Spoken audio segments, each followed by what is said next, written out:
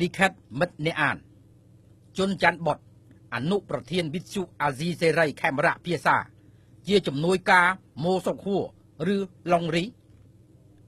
លោកជនច័ន្ទបុត្រអនុប្រធានវិទ្យុអាស៊ីសេរីផ្នែកខេមរៈភាសាខ្មែរដែលតែងអះអាងថា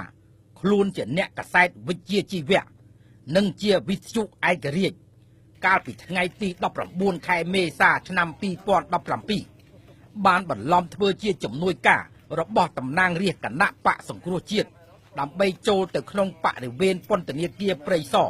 ក្នុងគោលបំណងចង់ជួបទណ្ឌិតរបស់គណៈបកសង្គ្រោះជាតិលោកសុជាមូសុខហួរបាទខ្ញុំឡុងរីបាទសហការីខ្ញុំ3នាក់នេះចូលបាទសហការី3នាក់បាទឯកឧត្តមជុំវិញករណីនេះចៅចាក់ស្មុកដែលគេដឹងថាមានទស្សនៈភ្លឺនិយមមួយរូបបានចេញទស្សនៈរបស់ខ្លួនតាមរយៈលិខិតមិត្តអ្នកអាននៅយប់ថ្ងៃទី19មេសាឆ្នាំ2017មានចំណងជើងថាជនច័ន្ទបុត្រអនុប្រធានវិទ្យុអាស៊ីសេរីខេមរៈភាសាជាជំនួយការម៉ូសុកហួរឬឡុងរីខាងក្រោមនេះជាខ្លឹមសារដើមទាំងស្រុងពិតជាគួរឲ្យភ្ញាក់ផ្អើលដែលជនច័ន្ទបុត្រអនុប្រធានវិទ្យុអាស៊ីសេរីផ្នែកភាសាខ្មែរនៅកម្ពុជាដែលអះអាងថាជាអ្នកកាសែតវិជ្ជាជីវៈនិងជាវិទ្យុឯករាជ្យបែរជាបន្លំធ្វើជាសហការីរបស់តំណាងរាស្ត្រគណៈបកសង្គ្រោះជាតិ2នាក់គឺឡុងរីនិងម៉ូសុកហួរចូលទៅក្នុងបរិវេណនៃពន្ធនាគារព្រៃសរដើម្បីចូលជួបសួរសុខទុក្ខជនជាប់ឃុំចំនួន16រូបដែលរួមមានសមាជិកបកប្រឆាំងនិងអ្នកវិភាគដោបាយលំអៀងផ្កាប់មុខកឹមសុខទាំងរូបភាពនិងការអះអាងរបស់ឡុងរីបានបង្ហាញថាជនច័ន្ទបុត្រពិតជាបានចូលទៅក្នុងបរិវេណពន្ធនាគារមែននិងចូលជាមួយក្រុមតំណាងរាស្ត្ររបស់លោកហេតុអ្វីបានជាជនច័ន្ទបុត្រជាយាមចូលទៅក្នុងពន្ធនាគារដោយខ្លែងបន្លំខ្លួនជាសហការីតំណាងរាស្ត្របកសង្គ្រោះជាតិ1តាមរូបថតដែលថតបានជនច័ន្ទបុត្របានពាក់អាវពណ៌សដៃវែងខោខូវប៊យពណ៌ខៀវនិងពាក់មួកកាតិបពាក់វ៉ែនតាមានលក្ខណៈលាក់លៀមដោយខ្លាចគេស្គាល់អត្តសញ្ញាណនិងបានឈរឈ្ងោកមុខនៅក្បែរតំណាងរាស្ត្របកប្រឆាំងឡុងរីនិងម៉ូសុកហួរនិងសហការីផ្សេងទៀតខណៈពេលក្រុមមន្ត្រីទាំងនោះកំពុងបង្ហាញឯកសារស្នើសុំចូលទៅសួរសុខទុក្ខសកម្មជនរបស់ខ្លួនដែលកំពុងជាប់ឃុំក្នុងពន្ធនាគារព្រៃសរឡុងរីបានប្រាប់កាសែតក្នុងស្រុកថាជនច័ន្ទបុត្រចូលទៅក្នុងនាមអ្នកសារព័ត៌មាននិងមានបំណងចង់ជួបអ្នកវិភាគនយោបាយដែលកំពុងជាប់ឃុំលោកកឹមសុខប៉ុន្តែមិនបានសម្រេចដោយសារតែបទបញ្ជាពន្ធនាគារគឺអនុញ្ញាតឲ្យតែសាច់ញាតិចូលជួបប៉ុណ្ណោះហេតុអ្វីបានជាចង់ជួបកឹមសុខមកពីទុក្ខវេទនាជាប់គុកដែលកឹមសុខកំពុងជួបប្រទះនេះគឺដោយសារតែលោតរេរាំតាមចង្វាក់ភ្លេងរបស់ជនច័ន្ទបុត្រដែលទាញឲ្យដើរតាមគំនិតរបស់ខ្លួនក្នុងការបំភ្លៃបំប៉ោងបំភាន់បំភ្លើសព័ត៌មានវាយប្រហារទៅលើរដ្ឋាភិបាលនិងគណៈបកប្រជាជនកម្ពុជាដើម្បីមហិច្ឆតាអំណាចគាំទ្របកប្រឆាំងដែលខ្លួនរំពឹងថានឹងទទួលបានលៀបសក្ការៈតំណែងនៅពេលបកនេះទទួលជ័យជំនះ2យោងតាមលិខិតរបស់អគ្គនាយកដ្ឋានពន្ធនាគារនៃក្រសួងមហាផ្ទៃប្រធានមណ្ឌលអប់រំកែប្រែទី1អនុញ្ញាតឲ្យតំណាងរាស្ត្រឡុងរីនិងម៉ូសុកហួរព្រមទាំងសហការីចំនួន3រូបចូលជួបសួរសុខទុក្ខអ្នកជាប់ឃុំចំនួន16នាក់ហួតវុធីជាឈ្មោះផ្លូវការរបស់ជនច័ន្ទបុត្រដែលបានសរសេរនៅសៀវភៅលេខរៀងទី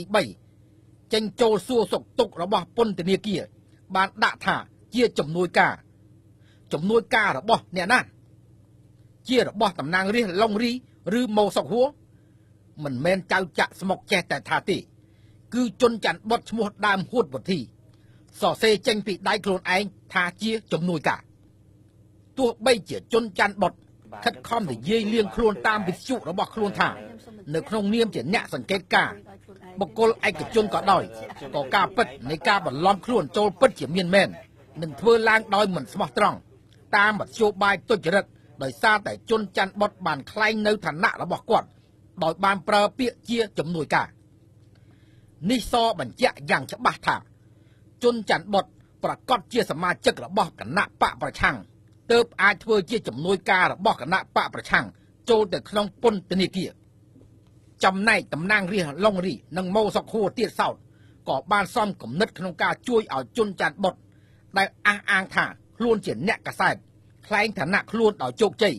ដើម្បីចូលទៅក្នុងពន្ធនាគារនេះជាភ័ស្តុតាងកាន់តែច្បាស់ទៀតថាសកម្មភាពជនច័ន្ទបុតនាពេលកន្លងមកនេះគឺជាសកម្មភាពដែលបំរើឲ្យគណៈបកសង្គ្រោះជាតិមែនហេតុដូច្នេះហើយបានជាជនច័ន្ទបុតយកវិទ្យុអាស៊ីសេរីភាសាខ្មែរមកបំរើបកប្រឆាំងតាមរយៈខុបខិតជាមួយមន្ត្រីបកប្រឆាំងសង្គមស៊ីវិលមាននានាការប្រឆាំងនិងក្រុមអ្នកវិភាគលំអៀងទៅរកបកប្រឆាំងដើម្បីបំផ្លើសបំភ្លៃបំប៉ោងនិងបំភាន់មតិសាធារណៈលើស្ថានភាពពិតនៅក្នុងប្រទេសកម្ពុជាបង្កការយល់ច្រឡំមកលើគោលបំណងពិតរបស់រាជរដ្ឋាភិបាលនិងមានចេតនាបង្កចលាចលអស្ថិរភាពសង្គមនិងប៉ះពាល់ដល់សន្តិភាពនិងសន្តិសុខជាដើមតាមរយៈការផ្សព្វផ្សាយព័ត៌មានខ្មៅងងឹតនានាគោលបំណងមួយទៀតរបស់ជនច័ន្ទបុតក៏ដើម្បីបានស៊ើបដឹងថាតើមានអ្វីកើតឡើងពិតប្រាកដនៅក្នុងពន្ធនាគារខណៈពេលថ្មីនេះយុវជនកុងរីយ៉ាដែលជាប់គុកដោយសារតែការប៉ុនប៉ងធ្វើបដិវត្តពណ៌បានលើកឡើងនៅរឿងរ៉ាវមួយចំនួននៅក្នុងពន្ធនាគារព័ត៌មានពីពន្ធនាគារក៏ជាផ្នែកមួយសំខាន់សម្រាប់ជនច័ន្ទបុតក្នុងការវាយប្រហារបរិហាលើការគ្រប់គ្រងរបស់រដ្ឋាភិបាលដែរ3តើជនច័ន្ទបុតអាចនឹងប្រឈមមុខនឹងច្បាប់ដែរឬទេទុកឲ្យរាជការជាអ្នកពិនិត្យចំពោះទង្វើល្មើសច្បាប់និងបទបញ្ជាផ្ទៃក្នុងរបស់ពន្ធនាគារនិងច្បាប់ផ្សេងទៀតមានជាធរមានប៉ុន្តែវិធានការបឋមក្រោយពីកើតមានអបតិហេតុនេះអ្នកនាំពាក្យក្រសួងមហាផ្ទៃលោកខៀវសុភ័ក្របានថ្លែងថាចាប់ពីពេលនេះតទៅក្រសួងមហាផ្ទៃនឹងមិនអនុញ្ញាតឲ្យតំណាងរាស្ត្ររបស់គណៈបកប្រឆាំងចូលសួរសុខទុក្ខសកម្មជនឬមន្ត្រីគណៈបកសង្គ្រោះជាតិដែលជាប់ឃុំទៀតនោះទេបន្ទាប់ពីមានករណីតំណាងរាស្ត្របកនេះបាននាំមេវិទ្យុអាស៊ីសេរីជនច័ន្ទបុតបន្លំខ្លួនចូលទៅក្នុងពន្ធនាគារព្រៃសរលោកខៀវសុភ័ក្រចាត់ទុកតំណាងរាស្ត្រគណៈបកសង្គ្រោះជាតិលោកស្រីម៉ូសុកហួរនិងលោកឡុងរីមានចេតនាអសិលធម៌ដោយបន្លំសមត្ថកិច្ចដើម្បីនាំជនច័ន្ទបុតមេវិទ្យុអាស៊ីសេរីចូលទៅពន្ធនាគារព្រៃសរដែលនេះគឺជាកំហុសសិលធម៌មួយមិនស្មោះត្រង់ជាមួយអាជ្ញាធរមិនស្មោះត្រង់ជាមួយរាជរដ្ឋាភិបាល